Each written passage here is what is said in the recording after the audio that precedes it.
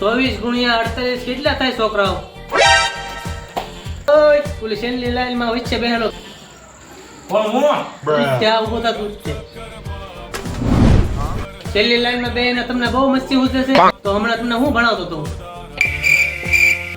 તને કહેલા તારા મોઢા મગ ભર્યા નહીં મોઢા માવો ભીડો તો ન કોઈ જાય તારા બાજુ વાળાને પૂછ એને ખબર છે.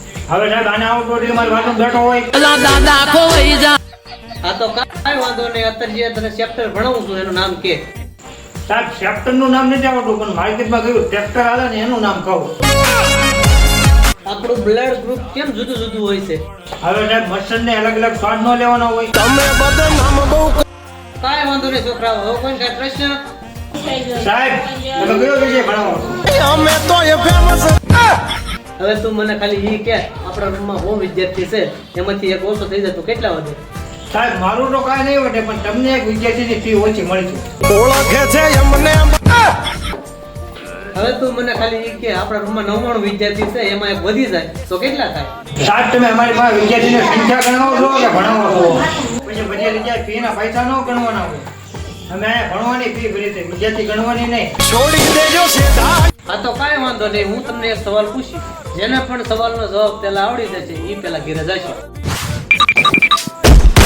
આ ડોક્ટર કોને ઘા કર્યું? સાહેબ આ ડોક્ટરનો કામ ન કરો. બધાને પહેલા સવાલનો જવાબ આપ્યો એટલે ઘરે જાઓ. ગજ નહીં વાગે એક મિનિટ છોકરાઓ, એક મિનિટ. હું તમને જે પ્રશ્ન પૂછું ને એનો જવાબ આપીને પછી તમે ઘરે જજો. કયું પક્ષી બધાથી ઝડપથી ઉડે છે? જેને બધા જે ફાસ્ટ ઉઠતા આવડતું ઈ.